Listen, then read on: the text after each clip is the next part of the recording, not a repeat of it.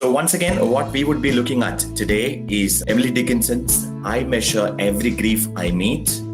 I found a praisey presentation that is published by Jocelyn Gardner. She has systematically and diagrammatically presented each and every line that's written by Emily Dickinson, and I thought I can explain to you this little more clearly with the help of this presentation. If you have any doubts in between, you can either put down your doubts onto the chat or you want to share your ideas in between.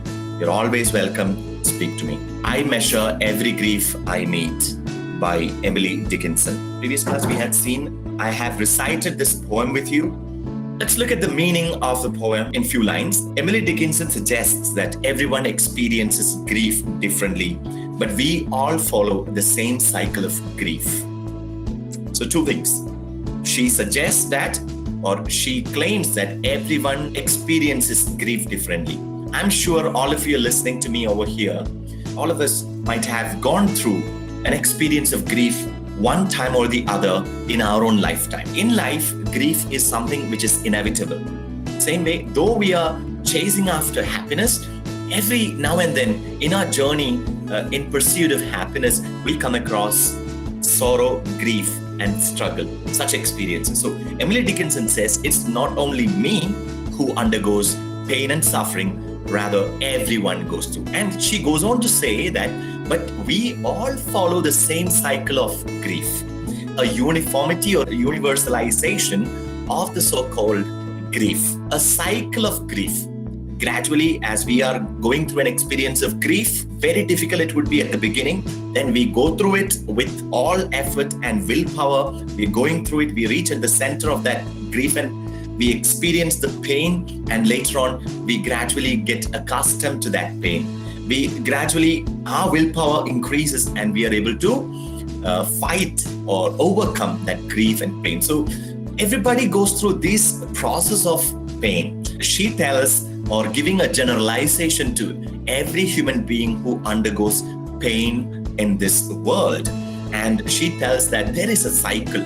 There is a beginning, there is a middle of the pain, or the peak of the pain, and then we overcome the pain, or we try to find out some meaning in the sufferings or pain or grief that we undergo. So that's how she puts it across. So let's move on. Now, which are the techniques that she has used in this poem to convey her idea of grief? About how Emily Dickinson is trying to convey her own pain, asks the question that she has in her own heart as if for the sake of others who are suffering pain. So there is that kind of technique that is used by Emily Dickinson. Look at the diction. That's what the first thing says. There is a comparison that is taking place.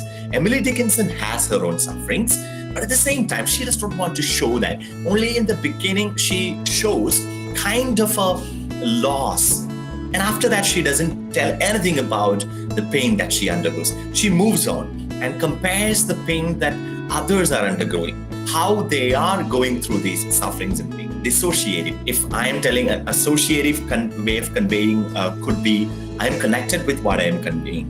But there is a kind of a dissociative way of conveying the idea that we find in this poem. Not much of connection that she gives to her own pain, though we find something of it beginning of a poem. Later on, she just very cleverly twists it over to others' pain. So we find that autobiographical elements, or rather a connection of the personalized touch, missing over there.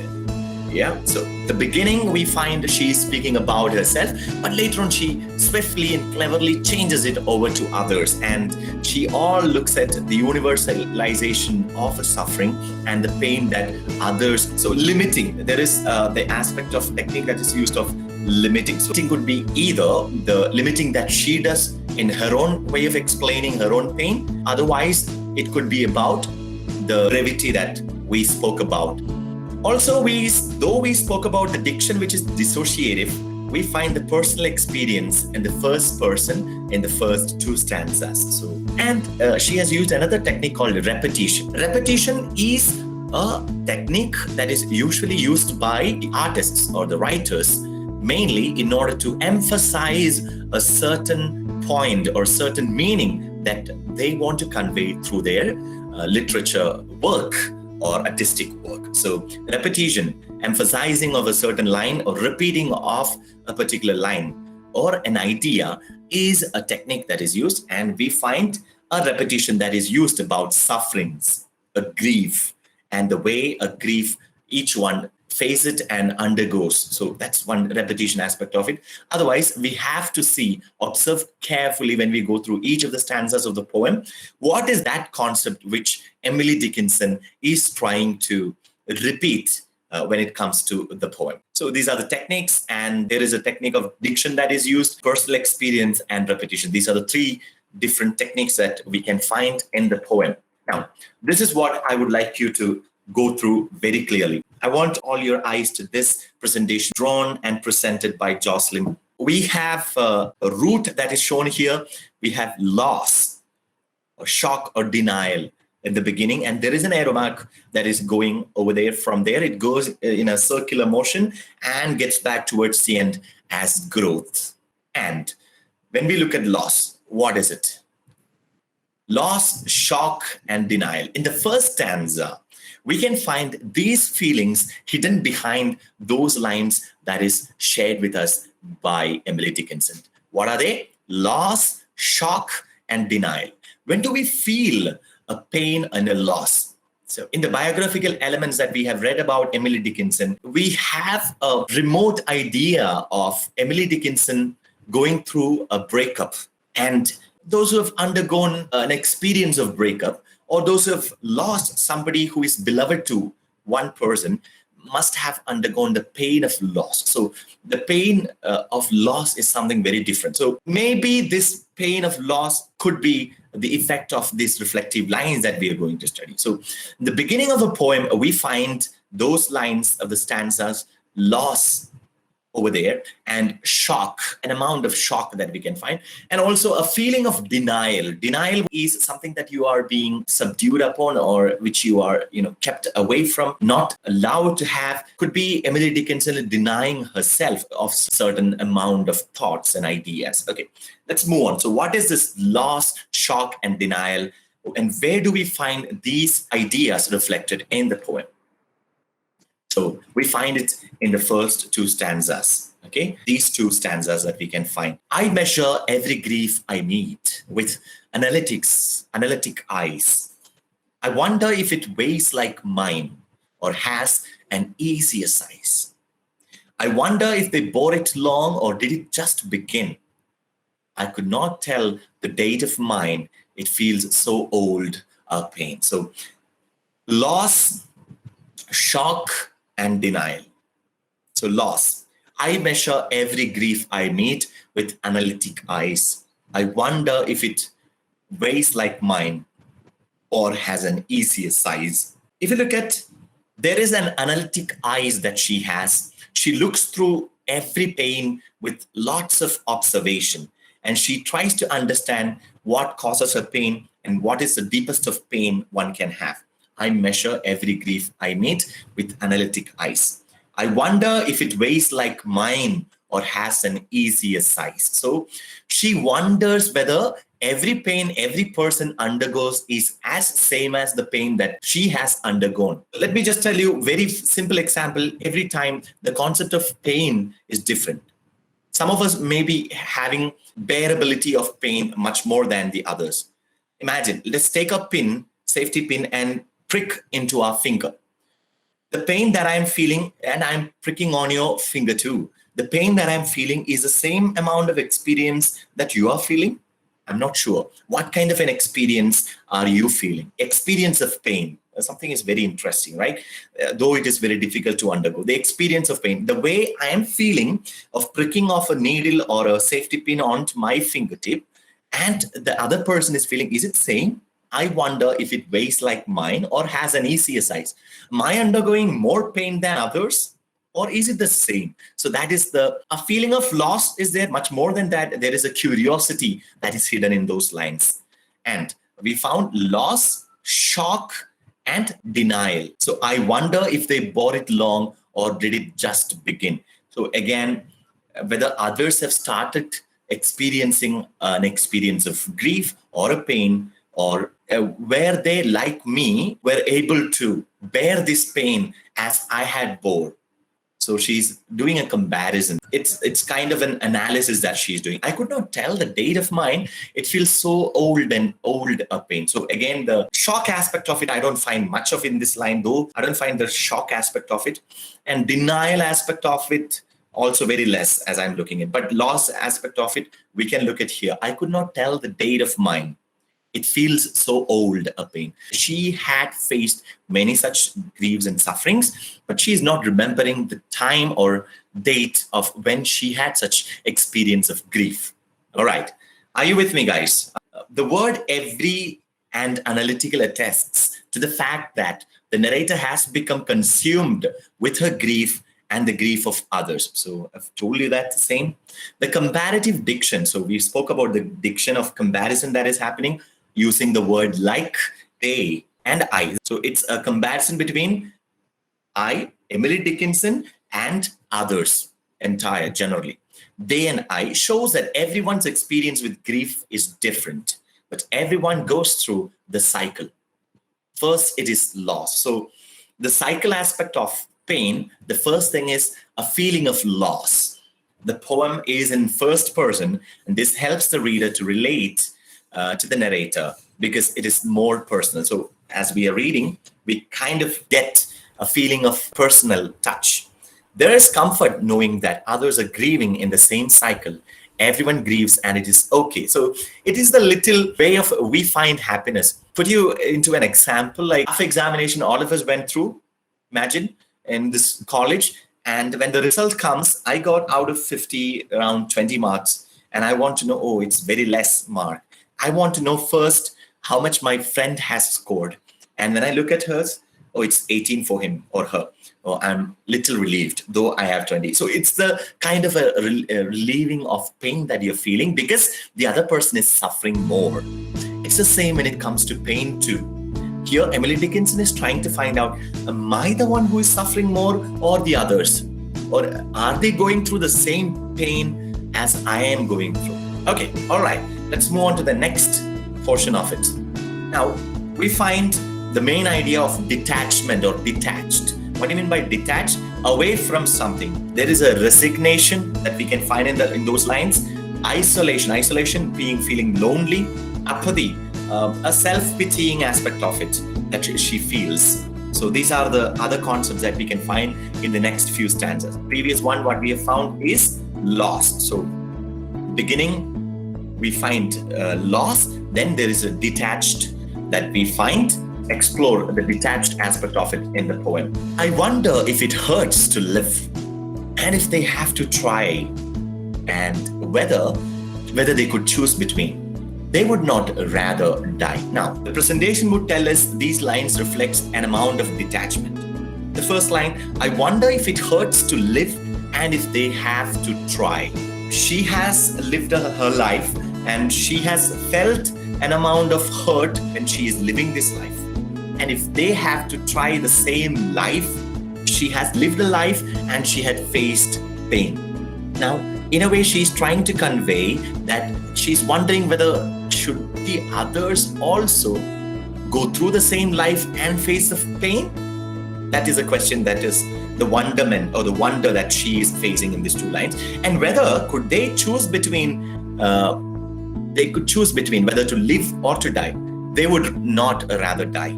They would not rather die. So here, what is she trying to convey? So she has a confusion first.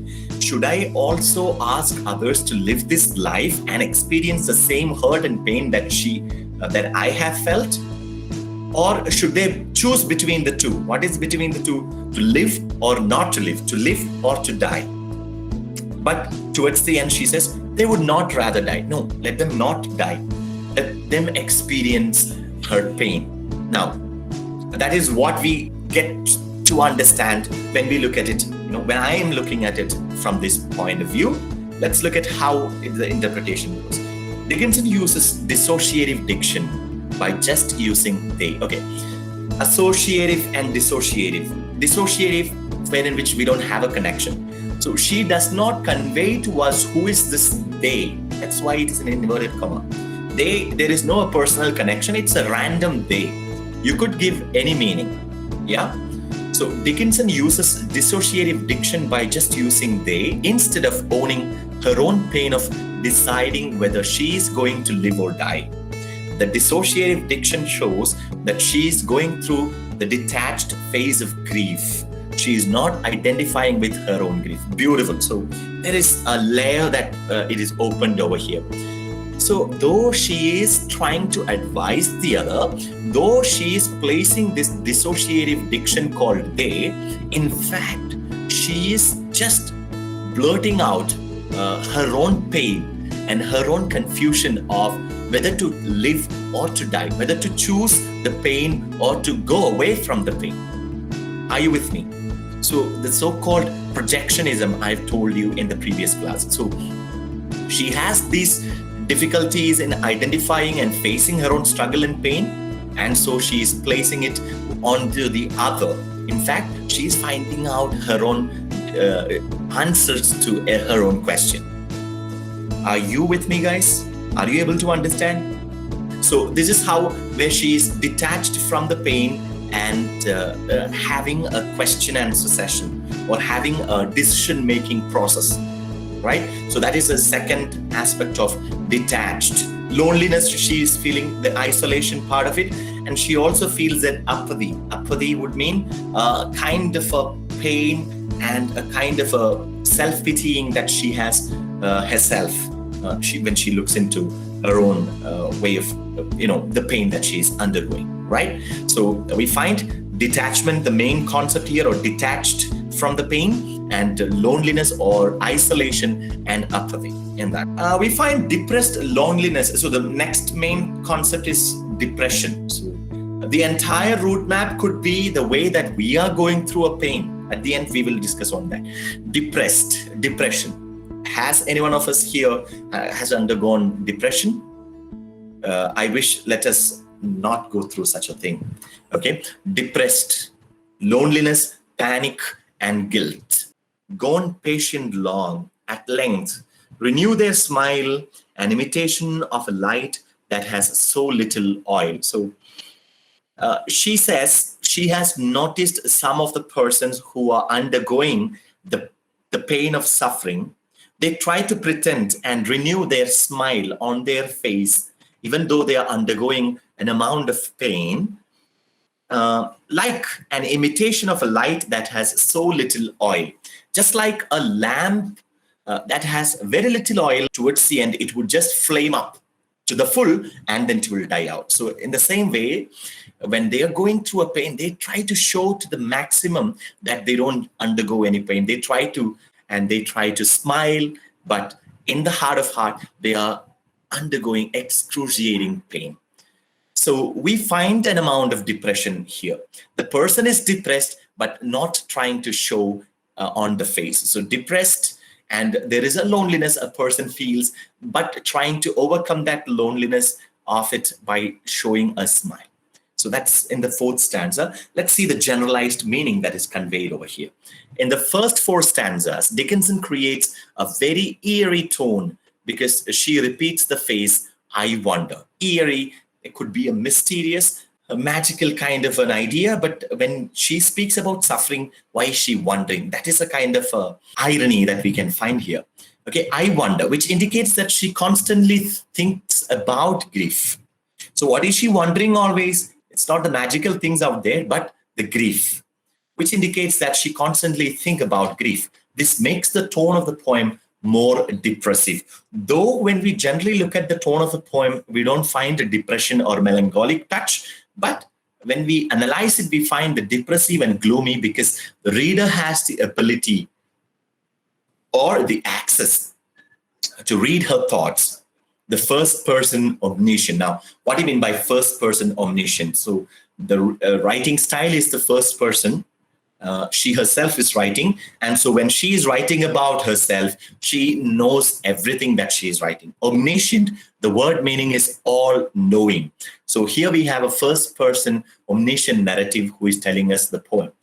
And understand that her state of mind is very dark at this stage of life. And she faces a very dark stage in her life. After the I wonder phrases, she follows up with a comparison to show that others also go through the stage of depression. Yeah. So she is undergoing the stage of depression, and she wanted to justify herself to say that even the others go through depression. Let's go quickly on to the next. Okay, let's look at this diagram and look at the angry, denial, anxiety, and the question of why.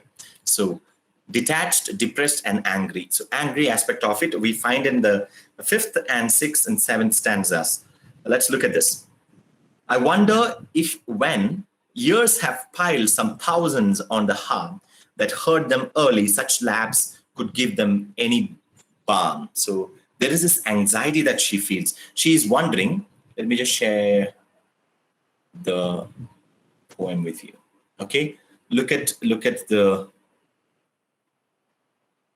There is something written 15. Oh, that particular stanza. I wonder if when years have piled some thousands on the cause of early hurt, such lapse. Okay, that's the next. Yeah. Early such a lapse could give them any balm. So there is a slight difference in the presentation over here and in from the text. So I want you to not get confused looking at that. It's better you look at this. Okay. So she is wondering if they are going through this pain, maybe some years must have piled up, more than thousands of years, but are they still hurting the same way that I am hurting? And whether the time that is passed on will be a balm for them. So I've told you in the previous class too, time heals everything. Time heals everything. So the pain, and in the beginning also she tells, I could not tell the date of mine. It feels so old and pain. When we look at that, we find even she has undergone some serious pain, but she does not know when it was because the time has passed by and she doesn't remember. So she's wondering the same balm of time that soothed her hurt feelings from in her own hurt experiences or griefs. Will the same balm be soothing the others? Or in a way, what is she trying to say? Again, she has many griefs that she has faced in her life. Will those be also consoled and soothed by the time as it passes by? Okay. Or would they go on aching still through centuries of nerve enlightened to a larger pain in contrast with the love? She also has this questioning. So she has the anxiety part of it. So she's angry at the same time, and she has this anxiety, and she wonders whether as the time goes by, the pain also will be increased. So that's the question of why that she is placing over there. The grieved are many, I am told. There is the various cause. Death is but one and comes but once and only nails the eye. So we find those two stanzas, which I have just recited with you just now. Those two stanzas, we find her angry part of her own questioning of the pain that she is undergoing. She feels a question, anxiety, and why, the questioning of why, denial. So these are the three things we find there. And suddenly there is a sudden shift that is happening, wherein which there is a glimmer of optimism coming in, a phase of acceptance that is coming in. And there is a release from the pain that we can find in the last few stanzas. So that is what we can look at in the presentation over here. So this comes from in between. Death is but one and comes but once, and they only nails the eyes. So even death is one way is a happy thing for her because it relieves you of your pain. The limiting diction but and only suggests death is not a huge deal. Everyone dies. It's a part of life. Dickinson is moving into her acceptance phase. The narrator accepts death because everyone has to die. It's the circle of life. So there is death which is inevitable. So she accepts it very happily. But at the same time, she also finds it as a refuge wherein which she can be relieved of all the pain that she has undergone or she is undergoing and when she lived her life on this face of earth. Okay. So what? So if that is something, still fascinated to presume that some are like my own. Often we compare ourselves to other people, but at the end of the day, all we have are our own experiences to live by. So that is coming in the last two lines. Okay, I don't want you to jump to those two lines because the presentation is in a way jumping over. But I want you to look at the few lines after that. There is grief of want. Okay, she speaks about different types of grief. The first one is death, but she tells that you don't worry about the death because death is something which can only nail the eyes. So which means though it is inevitable and everybody dies, so even you and I also will die. So in a way, she is consoling herself that death is okay. Death is not but one and comes but once and only nails the eye. There is grief of want and grief of cold and sort they call despair. There is banishment from native eyes in sight of native air. So there are different types of grief. First one is death, another one is despair, and third one is loneliness. Banishment from one's own, banishment being denied from one's own family, place, culture, etc. So that is another kind of pain. And though I may not guess the kind correctly, yet to me a piercing comfort it affords in passing Calvary. And she has not located, though she is telling these are the different types of causes for grief, like death, despair, and loneliness or banishment from one's own self. She hasn't located what is her cause of pain, but she's conveying to us that she has found a freedom from this pain in passing Calvary. So suddenly a theological aspect is popping in here. To note the fashions of the cross and how they are mostly worn, still fascinated to presume that some are like my own. So how does she find an acceptance? How does she find a relief from this pain? As I've told you, she's comparing herself with the sufferings that Jesus Christ has undergone, the fashions of cross. In fact, fashions, supposed to be we call them supposed to be as passion of Christ. Passion would mean passion here. It is the excruciating pain and sufferings that Jesus had to undergo. But here she calls it as fashions of cross. So Jesus Christ has began a new fashion of suffering, a new fashion of suffering. So how to suffer the pain in your own life so that on the third day you will have freedom from the pains that you undergo. So it's the same way we have Emily Dickinson, who is trying to relieve of her pain. Her grief, her suffering, her struggle that she is facing in her life, she is comparing it with the sufferings or the persecution that Jesus Christ has faced in his life. And when it is compared, her pain and sufferings are so very less. And then she feels a kind of a hope, an optimism, a sense of growth she feels. And in the story of Jesus Christ, though he was crucified and he resurrects from the death. Same way, Emily Dickinson thinks about, though she might die with this pain, there is a moment of resurrection, a moment of Easter that would be coming in her own life. So that is the optimism or growth that we can find. So still fascinated to presume that some are like my own. She ends it with those two lines, that some are like my own, just like my own. Like how Jesus is suffering, some are like her own. So she is comparing, and if Jesus has risen, she also would rise again from these sufferings and death. Okay, so that is what we find in the end. So I hope you have a clear clarity of the poem, I Measure Every Grief I Meet by Emily Dickinson. And I've tried to explain it with the help of a crazy presentation by Jocelyn. She's tried to create it with a map, and I hope it's clear. Everybody undergoes pain, and pain is something which is inevitable. And how can we keep alive optimism?